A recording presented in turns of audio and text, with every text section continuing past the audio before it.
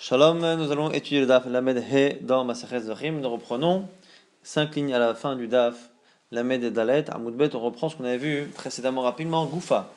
Tanya Rabbi Yehuda Omer, Rabbi Yehuda cite dans une braïta, Kos Echad Ayam Emale, Midam Ata Rovet. On prenait les kosot, les verres de sang de tous les korbanot de Pesachim qu'on faisait la veille de Pesach, et on mélangeait dans un verre un peu du sang de chacun, de telle sorte que si le verre d'une des personnes se renverse et qu'il n'a plus de sang à projeter sur le misbéach, qu'à ce moment-là, il serait plus mitkaper, il serait plus acquitté de son obligation du Korban Pessah. On se retrouve à avoir ce verre-là dans lequel il y a un peu du sang de chacun, dans lequel il sera acquitté si on le projette sur le misbéach. Alors effectivement, on faisait un verre avec du sang mélangé. Que si se verse un des verres, ce verre-là pourra permettre de rendre le korban kasher. Ils lui ont dit, les Rabbi Yehuda, valo, l'onid kabel bekli. Il lui dit, mais attends, mais si le sang de la personne en question est un sang qui est passé directement de la gorge de l'animal au sol, et qu'après il a été mis dans le verre, il n'a pas été kasher quoi qu'il arrive, donc ça marche pas. Elle va dire, mais qui te dit que c'est ça le problème? Qui te dit que le sang qui était par terre, il était par terre directement? Elle m'a dit, et là, Shmalon Kabel Bekli. Elle m'a dit, ok, mais peut-être qu'on peut craindre ça. Alors elle m'a dit, Rabbi Yehuda dit, Afani lo amarti, lav sheni Kabel Bekli. Elle m'a dit que Rabbi Yehuda a dit effectivement que moi, je ne parle que de la crainte qu'un verre ait été rempli de sang et après se soit renversé. S'il est tombé directement le sang depuis l'animal jusqu'au sol, ce sera jamais caché, ça sert à rien de le mettre après dans un kéli commun pour le projeter. Elle m'a dit, Véa Gouffé, Menayada. Elle m'a dit, mais comment on sait que c'est ça ce genre de problème qui peut arriver et pas le sang qui se renverse? Elle m'a dit, Kohanim Zrizim. Les Kohanim sont Zrizim, sont zélés. Ve'avdim Haya Mishtafrin. Il y a deux choses. Comme les Kohanim sont zélés, ils savent qu'il faut que si le sang a été renversé par terre, c'est un problème. Et en plus, pourquoi ça arrive plus que le verre se renverse? C'est parce que comme ils sont Zrizim, justement, ils sont zélés, ils font vite, ils courent, et en courant, le verre peut se renverser. La Gemara dit, mais si ça se renverse et qu'on ramasse le sang, alors damatamtit, mais au ravbo, on va du coup, quand on va récupérer le sang, on va récupérer du sang de Dama Nefesh et du sang de Damatamtit, le sang qui coule après le Nefesh, qui n'est pas lui, a priori, kasher pour la Zrika. La Gemara dit, Rabbi Yehuda, elle ta'amé. Ici, on est à la chita de Rabbi Yehuda, qui dit Damatamtit keridam, que ce sang-là qui est après la mort de l'animal, il est encore appelé Dama Nefesh. Netanya c'est une braïta. Dam atamtit be'azara, Rabbi Yehuda Omer bekaret. Au sujet de la consommation d'un animal kasher, on n'a pas le droit de consommer le sang, celui qui mange le sang, selon, alors le sang non pas de Dama Nefesh, mais le sang qui coule après. Premier avis qui dit que c'est Asur Minatora, Rabbi Yehuda dit non, c'est même Chayav Karet, c'est-à-dire qu'il met sur le même plan le Dama Nefesh et le Dam atamtit, et donc on propose de dire pareil pour la mitzvah de Zrika. La Gemara dit mais c'est pas possible. Que même Rabbi Yehuda est d'accord que par rapport à la kabbalah des korbanot, le sang du tamtit n'est pas pareil que le sang du nefesh. C'est marqué car le sang va pardonner par l'âme qu'il y a dedans. Dam chez nefesh otsa abo karuidam, chez nefesh otsa abo en karuidam. C'est que ici, ce sang-là n'a pas ce statut de dama nefesh. La Gemara nous dit, et là Rabbi Yehuda l'etame dama en dam mevatel dam. Il a dit que deux choses de la même espèce ne peuvent pas s'annuler mutuellement. Ici, en l'occurrence, le sang. S'il y a un peu de sang de l'animal de Dama Nefesh mélangé dans une majorité de Damatamtsit, le Damatamtsit n'annule pas le Dama Nefesh et donc il y a du Dama Nefesh dedans. Donc si on projette avec, ce sera une zrika qui est cachée. Amalem Rabbi Yehuda l'idrechem lama pokekina azara. Rabbi Yehuda lui dit, je ne comprends pas. Selon vous, pourquoi on bouche l'évacuation de sang de la Hazara? Selon moi, c'est pour que si le sang se renverse, on ramasse. Mais selon vous, qui n'êtes pas d'accord, pourquoi on bouche? Chachamim lui répondent, c'est un shvach, un honneur pour les Kohanim de faire la avoda en ayant du sang jusqu'au genou. On m'a dit, mais pourtant s'il y a du sang, ça fait khatitsa, ça fait écran entre le sol et les pieds. Or, il ne doit pas y avoir d'écran entre les deux. On m'a dit, là, ou non, c'est liquide. Velo khatitsa, ça ne fait pas écran. Dina, c'est une Mishnah par rapport au migvé. Adam va dio va devash va chalav. Le sang, l'encre, le dvash, le miel et le lait. Yeveshim lorsqu'ils sont secs, chotetzin font écran. Lachin lorsqu'ils sont encore liquides. En chotetzin. La Gemara dit ah, kamitav c'est manayou, mais leurs habits se salissent s'ils sont dans le sang.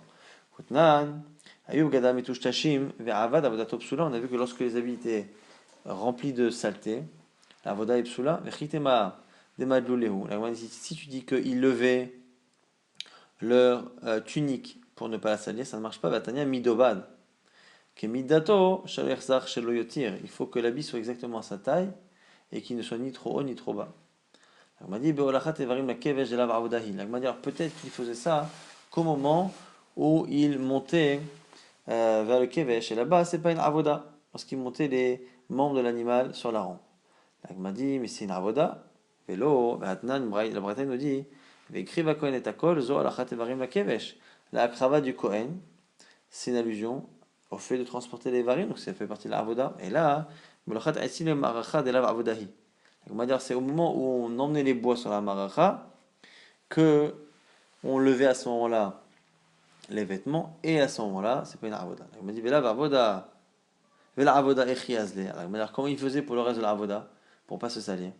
Azle, il mettait sur le sol des pierres pour faire une sorte de passage surélevé et il marchait dessus, ça faisait pas écran parce que c'était considéré comme étant une partie du sol. Donc je rappelle la discussion ici, Rabbi Yehuda, Chachamim, sur le Rabbi Yehuda, on ramassait du sang qui coulait dans la Hazara et ce sang-là qui était mélangé de tous les sangs, on le projetait sur le Mizbeach de telle sorte, parce que si une personne n'a pas pu projeter son sang, son korban soit accepté. Son Arabia, c'est la raison pour laquelle on bouchait d'ailleurs l'évacuation de la Hazara pour avoir plein de sang dans la Hazara. Chachamim disent qu'on ne peut pas prendre ce sang et que c'est pas pour ça qu'on l'a fait. Selon eux, c'est simplement pour que les Kohanim aient à des moments où ça ne pose pas de problème et les pieds qui soient dans le sang. On a vu que pour la Avoda, c'est pas possible de faire que ça salisse les habits, que la Avoda soit sous là. Et donc, à ce moment-là, ils étaient sur des passages surélevés, mais sinon, ils redescendaient pour amener le bois sur la maracha.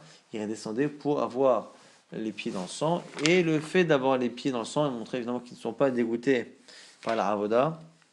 Et finalement, quelque chose qui est tout à leur honneur. Nouvelle Mishnah. Celui qui fait la shrita avec une kavana de manger quelque chose qui n'est pas mangeable dans le korban, ou d'actir ou de brûler ce qui n'est pas brûlé, c'est kasher, il n'y a pas de digne de pigoul. Rabbi Eliezer possède. Rabbi Eliezer lui pense que oui, c'est pas soul, donc mechashim la avoda, la misbach, la avoda, ce qu'on a vu à plusieurs reprises déjà jusqu'à présent.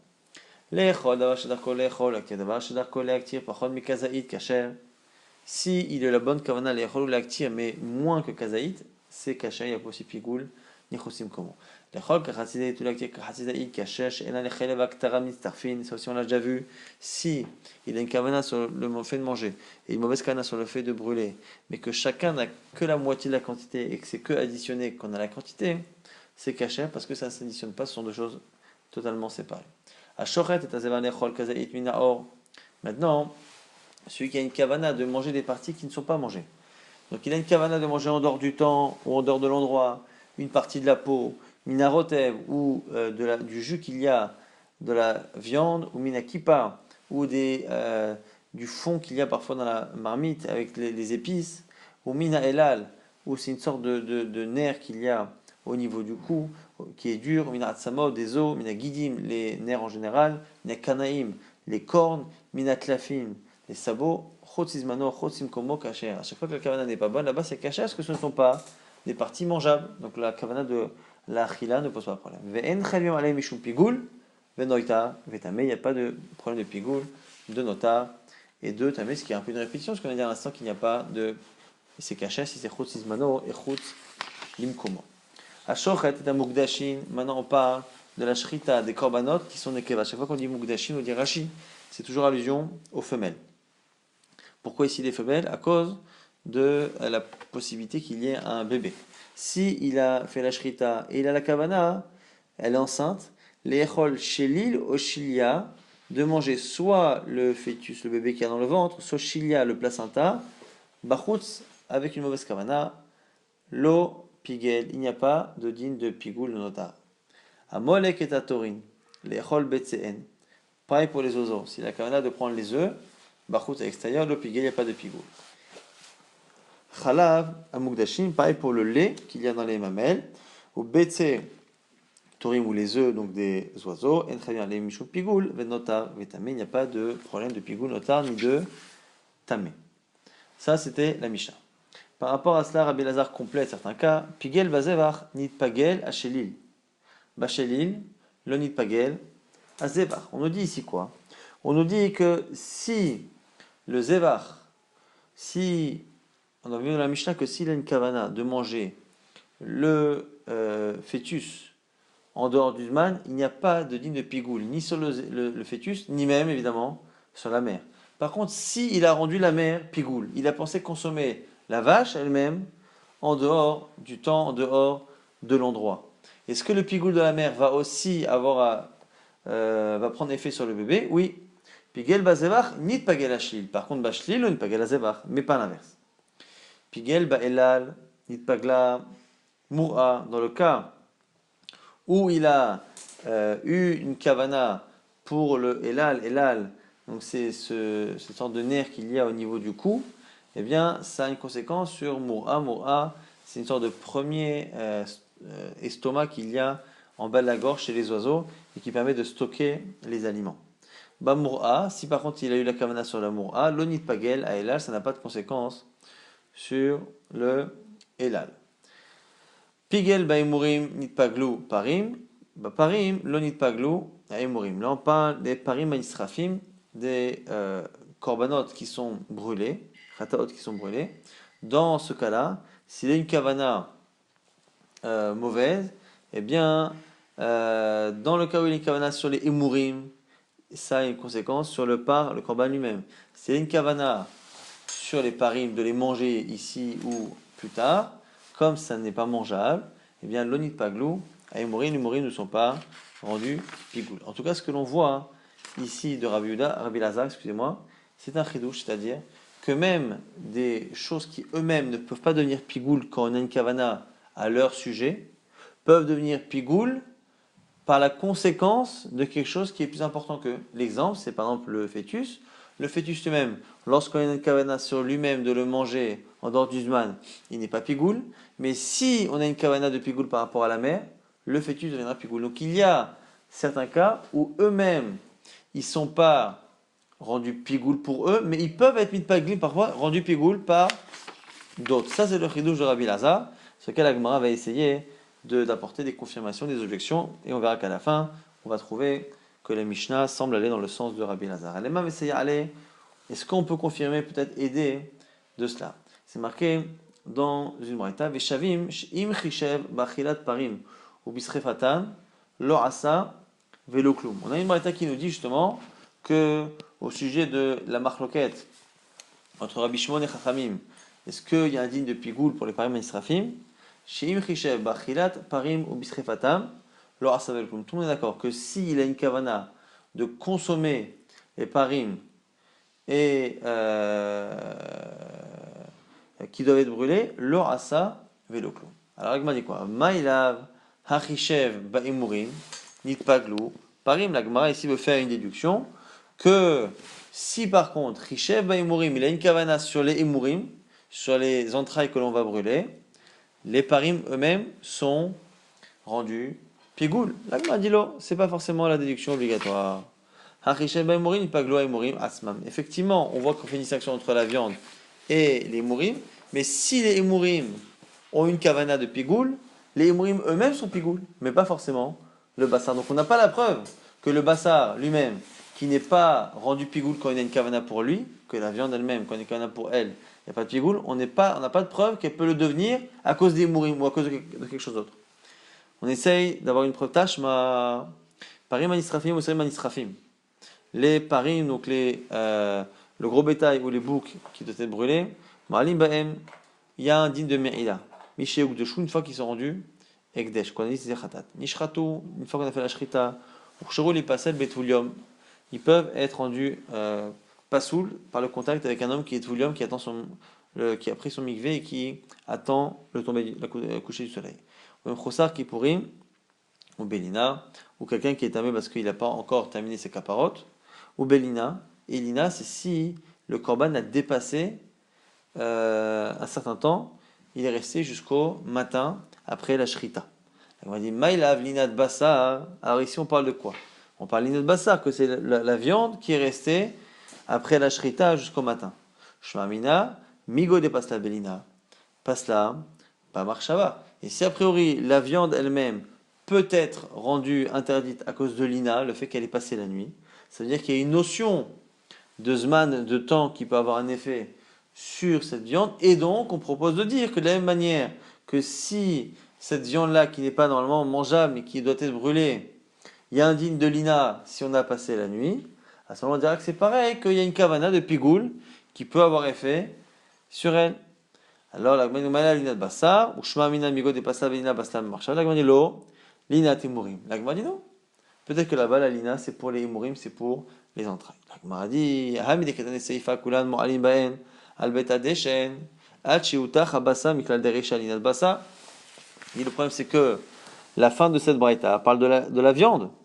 On dit là-bas qu'il y a me'ila jusqu'à ce que la viande soit complètement brûlée. Et donc on parle là-bas de la viande, donc au début aussi on parlait de la viande. L'Agma dit non, c'est pas une preuve. Mais il dit rien à Kedeita, peut-être que le début ça parle de l'un et la fin de l'autre. Réchab et Imurim. Au début on parle des Imurim et à la fin on parle de la viande. On n'a pas la preuve que c'est bien sur la viande qu'il y a l'ina et donc que sur la viande il y a bien un digne de Pigoul qui serait conséquent du digne de Pigoul et Imurim. L'Agma rapporte maintenant une braïta qui pourrait aller à l'encontre de Rabbi Elazar. Motiv Rabba ve'elu'en she'en mefaglim ve'en mitpaglim. Voici les korbanot qui ne rendent pas pigoul les autres et qui ne sont pas rendus eux-mêmes pigoul. Donc il n'y a pas de digne de pigoul dans ces cas-là. Tsemer shebaraché kvashim kvasim, c'est la laine qu'il y a au niveau de la tête des kvasim, des moutons. C'est ar shebizkan teashim, les poils qu'il y a sur la barbe des boucs. Ve'aor ve'arotev, la peau et la queue, ve'kipa, les épices qu'il y a au fond de la marmite. Ve'elal, on a dit, c'est le nerf qu'il y a au niveau du cou. Ve'amura, c'est le petit estomac qui est là-bas. Ve'atzamod, ve'gidim, ve'kanaim, ve'tlafim, ve'shelil, ve'ashil, à tous les cas qu'on a cités, donc les os, les nerfs, les kanaim, les cornes, tlafaim, c'est les sabots. Shelil, ve'ashilia, les fœtus et les placentas. Et pareil pour le lait qu'il y a dans les mukdashim. Betzetorim, les œufs des oiseaux. Kulan, l'homme efaglim, l'homme mitpaglim. On répète qu'il n'y a pas de digne de pigoul. L'homme efaglim, vegam, l'homme mitpaglim. Ve'en alem mishum pigoul, notar, vetame. Et il n'y a pas de digne de pigoul, notar de tamé, ve'malem mehen bachutz, patour. Et celui qui les sort en dehors du Beth Amikdash, il est patour. Donc toutes ces parties-là qui ne sont pas considérées comme des parties consommables, on peut les sortir du Beth Amikdash, il n'y a pas de chiyuv, et on voit également qu'ils ne sont pas mefaglim et ils ne sont pas mitpaglim, c'est-à-dire que eux-mêmes, si on a une kavana sur ces parties-là, ils ne rendent pas le korban pigoul, et si on dit qu'ils ne peuvent pas être eux-mêmes rendus pagoul, a priori, la Gemara propose, c'est-à-dire qu'ils ne rendent pas pigoul le korban, et eux ils ne sont pas rendus pigoul par qui? A priori par le korban, donc c'est contre ce qu'a dit Rabbi Elazar. Maïlav lo mefaglim azevar. N'est-ce pas que quand on dit qu'ils ne rendent pas pigoul, c'est le reste du korban. Et quand on dit lomit paglim, qui ne sont pas rendus pigoul, c'est par rapport aux zevar, dans un sens et dans l'autre. Mechamat azevar. Donc on dit lo. Lo mefaglim et azevar, ve lomit paglim, mechamat atzman. Non, non, non. Ils ne rendent pas pigoul le zevar, mais ne croient pas que même eux-mêmes sont pigoul. Non, ni rendent pigoul le zevar, ni eux-mêmes sont rendus pigoul par la kavana qu'on a eue à leur sujet. On dit, Yachi, adekatane sefa, kulan lo mefaglim, ve lomit paglim. À tout la Mali. Alors pourquoi avoir répété dans cette fameuse braïta? On a dit au départ, voici ceux qui ne rendent pas pigoul et qui ne sont pas rendus pigoul, et à la fin on l'a encore répété. Et voilà, c'était la liste de ceux qui étaient pas mefaglim, le paglim. On a dit, Vélita mère, selon toi, en chavim ala mishum pigoul, hatou la Mali, quoi qu'il arrive, encore une troisième fois ou c'est répété à la fin? On dit que c'est pas chayab de pigoul, hatou la Mali. Et là, il dit, les mitna notar vetame vetana pigoul, achanami. À la fin, quand vous voulez enseigner notar, tamé, on enseignait pigoul. Achanami, des débats et les mythes, mais en bachutz. Tananami, vechulan, lo faglim, lo mitfaglim. La Gemara dit, c'est à la fin aussi. Quand vous voulez enseigner qu'il n'y a pas de problème de le sortir à l'extérieur du Beth Amikdash, on a répété que cela n'était pas faglim, mitfaglim. Donc on n'a pas de preuve, ni contre, ni pour, finalement, Rabbi Elazar, de cette fameuse Braïta. Rava va nous rapporter une preuve pour Rabbi Elazar, je répète encore une fois son klal, c'est que il y a des parties des animaux qui eux-mêmes, lorsqu'on pense à les manger avec une mauvaise kavana, eux-mêmes ne sont pas rendus pigoul, et ils ne rendent pas non plus pigoul le korban, mais par contre, si le korban est pigoul, eux-mêmes peuvent le devenir. Rava Amar Avanan Amitanina, on peut le voir dans la Mishnah, ce que dit Rabbi Elazar. Ashochet et Amukdashin, Nechol Shelo Shilia Bachutz, le pigel, celui qui fait la shrita des korbanot qui sont des femelles, pour manger Shli le Shilia Bachutz, pour manger le fœtus ou le placenta à l'extérieur, pas de pigoul. Amolek et Tatorim, Nechol Betseem, Bachutz le pigel, pareil, celui qui tue les oiseaux pour prendre les œufs, Bachutz le pigel. La date année après, on dit Chalev Amukdashim. Chalav Amukdashim. Ou Betse Torin. En chayav alehen mishum pigoul notav etame. Et on répète à la fin qu'il n'y a pas justement dans les œufs, dans le lait, il n'y a pas de digne de pigoul notar etame. Alors pourquoi on dit ça? On voit bien que dans la dernière liste où on a répété, on n'a pas répété le cas du fœtus et du placenta.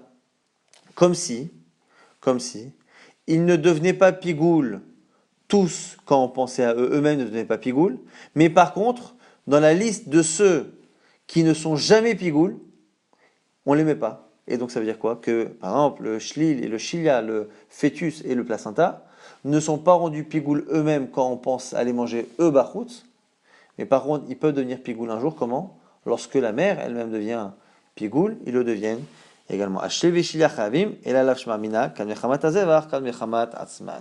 Puisqu'il y a une contradiction, sinon, où au début, on les met dans la liste de ceux qui ne sont pas pigoul, et à la fin, on ne les met pas dans la liste de ceux sur lesquels il n'y a pas de pigoul. Comment c'est possible?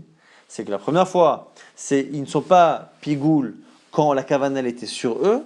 À la fin, on ne fait la liste que de ceux qui ne sont jamais pigoul, jamais même quand on pense à l'animal en entier.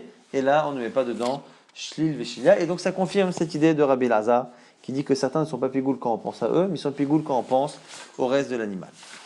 La Gemara maintenant reprend un autre dit qu'on a vu dans la Braïta. Nanatam, c'est marqué dans la Mishnah, plus loin. Baalei Moumin, on fait la liste de ceux qui redescendent du Mizbeach. Même s'ils sont montés sur le Mizbeach et qui sont psoulim, ils redescendent. Parmi ceux-là, Baalei Moumin, ceux qui ont un défaut. Rabbi Akiva marcher, mais Baalei Moumin, sur le Rabbi Akiva, ceux qui sont montés ne redescendront pas. Donc on a une marloquette ici entre Tanakama et Rabbi Akiva. Est-ce que les Baalei Moumin, les animaux qui ont un défaut, qui sont montés sur le Mizbeach, est-ce qu'ils redescendent? C'est la Tanakama. Rabbi Akiva dit non, une fois qu'ils sont montés, Baalei Moumin, ils sont kshérim, entre guillemets, et ils y restent. Rabbi Chia Baraba, Rabbi Yochanan, cite Rabbi Yochanan ici. Lo irché Rabbi Akiva ela badokim sheba'in, ou ilu kshérim be'ofot. Nous dit ici Rabbi Yochanan que Rabbi Akiva n'a autorisé de laisser sur le Mizbeach un korban avec un moum que celui qui a une fente au niveau de l'œil, puisque c'est un défaut qui n'existe pas chez la volaille. Et donc c'est un défaut d'une certaine manière qui est un peu moins fort. On nous précise tout de même que malgré le fait que ça ne marche que pour ce défaut-là, ça ne marche que si l'animal a été rendu Ekdesh avant que le défaut apparaisse. Si dès le départ il y avait ce défaut-là, il y avait un problème dans le Ekdesh, il n'y a pas de raison qui montre. Et Rabbi Akiva lui-même est d'accord que si c'est une nekeva, un animal, un rola, qui normalement devrait être un mâle, mais qui est une femelle, que là-bas ça ressemble à finalement un défaut, le fait qu'elle soit pas un mâle, qui existe depuis le départ avant même le Ekdesh, et donc du coup on ne peut pas laisser l'animal revenir. Alors restez sur le Mizbeach. La Gemara dit Mativ Rabbi Zera. Objection ici de Rabbi Zera, Ama'ale mehen bachutz patur. Celui qui justement fait brûler ces choses qui sont citées dans la Braïta, dans lesquelles on a cité justement le shli, le shilia, le fœtus, tout celui qui les fait brûler, qui monte, bachutz à l'extérieur, patour. On avait cité, rappelez-vous, dans tous ces cas-là, qui ne sont pas des parties mangeables et sur lesquelles il n'y a pas digne de pigoule, si on les brûle à l'extérieur, il y a un ptour. Agmara nous dit, on voit bien ici qu'on parle d'eux-mêmes, mais ahame iman chayav. Pour eux, les fœtus ou le shilia qu'on brûle à l'extérieur, c'est pas tour. Mais si on brûle la mer, à l'extérieur, chayav. Là. Comment c'est possible qu'on soit chayav sur le fait d'avoir brûlé la mer, alors que c'est olat nekeva, que si c'est la mer, c'est une ola qui est une femelle. Donc de cette déduction, on voit que d'une certaine manière, il est possible qu'il y ait une ola nekeva qui se sont mises vers. Comment c'est possible? Parce qu'à la base, ça doit pas y être. C'est forcément que c'est monté par erreur et que c'est y resté. Si à la limite on pensait contre ce qu'on vient de dire à l'instant, c'est-à-dire qu'une ola femelle qui est montée, elle ne descend pas, à manière Rabbi Akiva, je peux comprendre cette la braïta qu'on a citée précédemment, qui serait sur le Rabbi Akiva d'une certaine manière. Comme la nekeva pourrait être brûlée à l'intérieur si elle est montée, eh bien si on la brûle à l'extérieur, on est chaya, mais par contre, le shlia, non. Et là, Iamartim alta tered, amani. Mais si tu dis qu'elle ne peut jamais monter là-haut, c'est qui? Puisqu'on n'a pas la déduction possible. On va dire peut-être que non. On a dit qu'en fait, quand on fait brûler les enfants, le fœtus à l'extérieur, on n'est pas tour. Mais quand est-ce qu'on est chayav? Non pas qu'on brûle les membres de la mère, mais quand on brûle les imurim, les entrailles de la mère. Et à ce moment-là, la mère, c'est pas forcément un rola, parce qu'il n'y a que le rola dont la viande est brûlée. Et donc du coup, l'Agmara nous dit que c'est Memori Iman. L'Agmara dit Vea Mehen Katane. Et Iman, d'où il y a des dious, c'est quand même problématique parce qu'on a dit que le ptour il est sur la viande du fœtus. Et donc quand on dit la viande du fœtus et qu'on déduit pas de la mère, ce sera la même chose, la viande également. Donc l'Agmara dit, normalement ça devrait ressembler. Et là, l'Agmara corrige, Amale Memore En Bachutz Pato a Memore Iman Hayab. Il faut comme ça, il faut lire la braïta. Celui qui monte les émourim du fœtus à l'extérieur, il n'est pas tour. Par contre, s'il fait ça avec ceux de la mère, il sera chayav. Et on n'a plus à ce moment-là d'objection à ce qu'on a vu précédemment.